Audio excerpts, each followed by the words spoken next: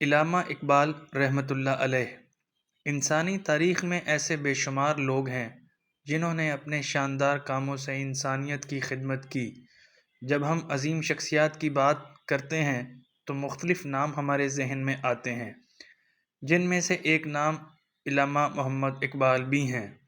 علامہ اقبال نہ صرف ہمارے قومی شاعر ہیں بلکہ ایک ایسی باصلاحیت شخصیت بھی تھے جس میں بے مثال خصوصیات ہیں۔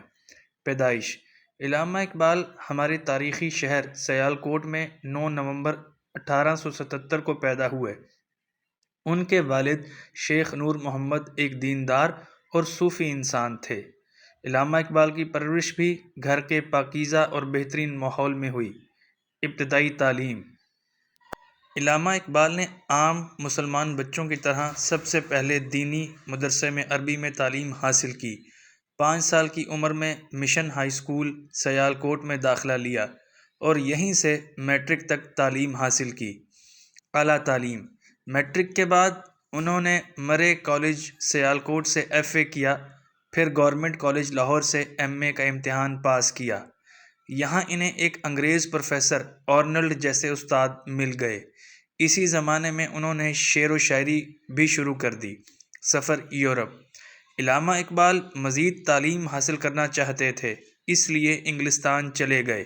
انہوں نے انگلستان سے وکالت اور جرمنی سے PhD کی ڈگری حاصل کی اور ڈاکٹر کہلانے لگے۔ یورپ کا یہ سفر ان کے لیے بہت مفید ثابت ہوا۔ انہوں نے مغربی تہذیب کا قریب سے مطالعہ کیا۔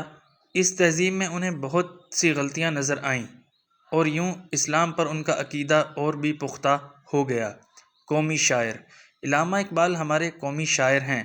انہوں نے اپنی شاعری کی وجہ سے بہت شہرت حاصل کی۔ اردو شاعری کے ذریعے مسلمانوں کو خواب غفلت سے بیدار کیا۔ انہوں نے نوجوانوں میں جذبہ آزادی پیدا کرنے کے لیے کئی نظمیں لکھیں۔ تصور پاکستان: قیام پاکستان کے لیے قائد اعظم کی کوششوں میں وہ ساتھ رہے۔ آپ دونوں نے مسلمانوں کی بہت خدمت کی۔ سب سے پہلے علامہ اقبال ہی نے پاکستان کا تصور قائد اعظم کو دیا، اس لیے آپ کو مفکر پاکستان بھی کہا جاتا ہے۔ علامہ اقبال عام قسم کے شاعر نہیں تھے۔ آپ نے اپنی شاعری کے ذریعے مسلمانوں کو اپنا کھویا مقام پھر سے حاصل کرنے کا احساس دلایا اور تمام مسلمانوں کو متحد کرنے پر زور دیا۔ ایک ہوں مسلم حرم کی پاسبانی کے لیے، نیل کے ساحل سے لے کر تا بخاک کاشغر۔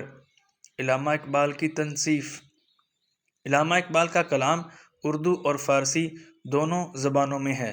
ان کی مشہور کتابوں میں بانگ دارا، بال جبریل اور ضرب کلیم اردو کے مجموعے ہیں۔ پیام مشرق، زبور عجم، جاوید نامہ وغیرہ فارسی کی کتابیں ہیں۔ علامہ اقبال کی وفات: علامہ اقبال نے 21 اپریل 1937 کو وفات پائی۔ ان کا مزار بادشاہی مسجد لاہور کے صدر دروازے کے باہر ہے، جہاں دور دور سے لوگ فاتحہ پڑھنے آتے ہیں۔ علامہ اقبال یقیناً حقیقی معنوں میں ایک عظیم شخصیت تھے۔ اگر مسلمان ان کی نصیحت کا مطالعہ کرنے، سمجھنے اور اس پر عمل کرنے لگیں تو وہ دنیا کی ہر قوم سے آگے نکل جائیں گے اور دنیا میں بلند مقام حاصل کر لیں گے۔ دعا ہے کہ اس دور کے مسلمان ان کی شاعری سے سبق لیں اور اپنا کھویا ہوا مقام اور وقار دوبارہ حاصل کریں۔